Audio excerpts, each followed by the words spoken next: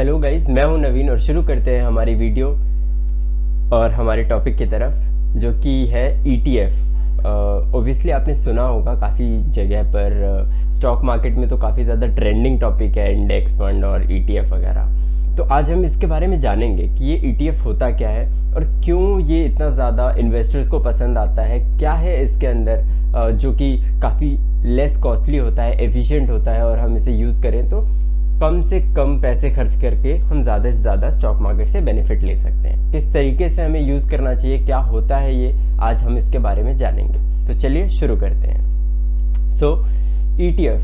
ETF का जो full form होता है वो है एक्सचेंज ट्रेडेड फंड। एक ऐसा फंड जो कि एक्सचेंज पे हम ट्रेड कर सकें, यानी जिसकी बाइंग एंड सेलिंग हम एक्सचेंज के ऊपर कर सकें। इंडिया में एक्सचेंजेस कौन कौन से हैं?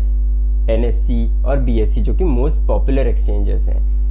National stock exchange, Bombay stock exchange, ठीक है, जिसमें मोस्टली जो ट्रांजैक्शंस होते हैं वो NSE पर ही होते हैं, ठीक है। तो एक्सचेंज ट्रेडेड फंड बेसिकली एक ऐसा फंड है जो कि एक्सचेंज पे ट्रेड होता है। और फंड क्या होता है?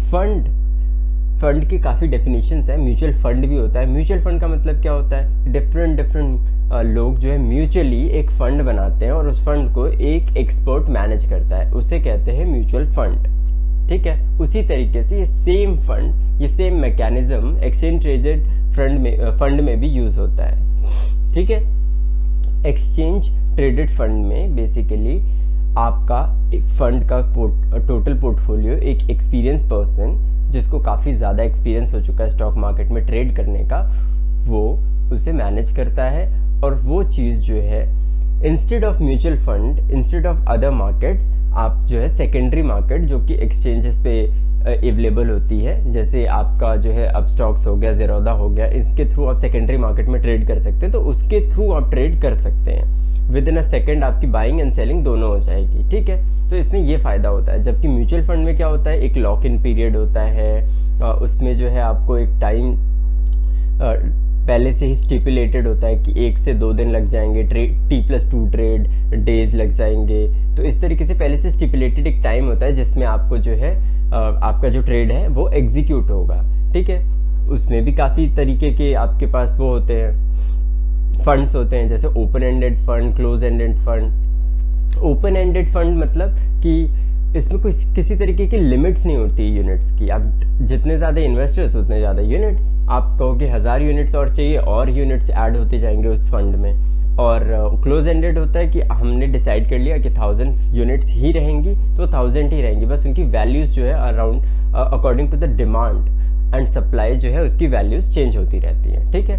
तो इसीलिए जो मैकेनिज्म होता है ओपन एंडेड फंड का, वो नेट एसेट के ऊपर होता है, नेट एसेट वैल्यू, जिसका फॉर्मूला होता है असेट्स माइनस लायबिलिटी, ठीक है। तो उससे जो हम ओपन एंडेड निकालते हैं। और क्लोज एंडेड फंड की जो वैल्यूएशन निकालते हैं हम वो निकालते हैं डिमांड एंड सप्लाई से, ठीक है।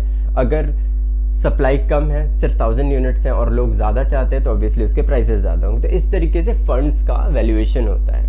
और ETF क्या होता है? ETF बेसिकली यही सेम फंड्स जो कि हम open ended close ended funds की बातें कर रहे हैं, वही सेम फंड एक फंड मैनेजर उसे संभाल रहा होता है, अपनी एक्सपर्टीज से, अपने एक्सपीरियंसेस से उसे संभाल रहा होता है। और उस फंड को हम अपने कन्वीनियंस के हिसाब से बेचना खरीदना चाहते हैं, कॉस्ट भी लेस चाहते हैं, तो इसलिए हमने उसे क्या डिसाइड कर दिया कि हम इसे ट्रेड करेंगे कहाँ पर? एक्सचेंज पर, NSE पर, BSE पर।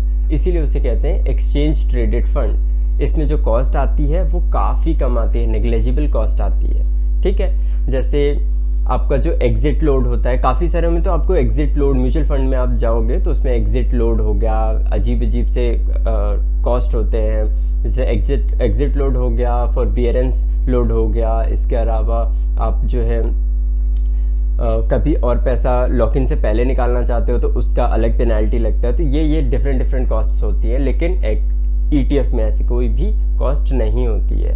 ETF आप इंडेक्स का ले सकते हैं, कोई थीमेटिक इन्वेस्टमेंट हो गया जैसे ऑटोमोबाइल सेक्टर, IT सेक्टर, मतलब आपको कोई अगर स्पेसिफिकली कोई सेक्टर पसंद आ रहा है तो आप उस सेक्टर में भी इन्वेस्ट कर सकते हैं बिना किसी हेजिटेशन के, क्योंकि आपको किसी तरीके का लॉक इन पीरियड सर्व नहीं करना है, किसी तरीके का कोई कॉस्ट बेयर नहीं करना है। कॉस्ट होता है एक एक्सपेंस होता है जो कि इस ETF में भी चलता है, लेकिन वो काफ़ी नेग्लेजिबल होता है। वो चीज़ आप बहुत आराम से मैनेज करेंगे, वो काफ़ी और फंड्स से, जो म्यूचुअल फंड्स चलते हैं मार्केट में, उससे तो काफ़ी अच्छा ही होता है, क्योंकि वो जस्ट एक इंडेक्स को रेप्लिकेट कर रहा होता है वो फंड, ठीक है, उसको रेप्लिकेट कर रहा होता है। तो इसलिए वो एक तरीके से पैसिव इन्वेस्टमेंट होता है, उसमें किसी तरीके का ज़्यादा एक्सपर्टीज़ की ज़रूरत नहीं होती है एक इंडेक्स फंड को मैनेज करने के लिए, इसीलिए उसमें ज़्यादा कॉस्ट नहीं लगता और आपकी कॉस्ट जो है, एक्सपेंस रेशियो जो है वो काफ़ी कम आता है। इसीलिए कहा जाता है कि इंडेक्स फंड में जाइए,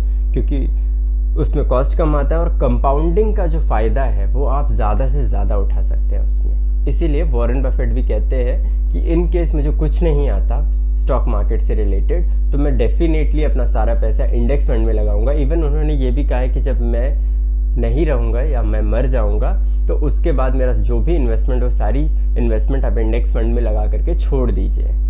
तो ये कहना है वॉरेन बफेट का, और इतना भरोसा है उन्हें इंडेक्स फंड पे, ठीक है। तो ETF जो है आप कोशिश करें, अगर आप इंडेक्स फंड का ले सके तो बेटर रहेगा। लॉन्ग टर्म में फ़ायदा देता है, शॉर्ट टर्म में आपको नुकसान हो सकता है, बट लॉन्ग टर्म में हमेशा ही फ़ायदा देता है। और इंडियन स्टॉक मार्केट तो आपको 12 to 14% ईजिली बना कर दे देगा, ठीक है। तो ETF की तरफ जाएं, और ETF से रिलेटेड कोई भी आपको क्वेश्चंस होते हैं अब डेफिनेटली मुझसे पूछ सकते हैं। उसमें भी ETF में अगर मैं कुछ आपको रिकमेंडेशन देता हूँ जस्ट नॉलेज पर्पज़ के लिए, तो आप मोतीलाल ओसवाल के नैस्डैक 100 अगर अमेरिकन पोर्टफोलियो में इंटरेस्टेड हैं, अमेरिकन इंडेक्सेस में इंटरेस्टेड है, तो नैस्डैक 100 का भी ले सकते हैं, मोतीलाल ओसवाल का है, इसके अलावा ICICI का है, UTI का है, डिफरेंट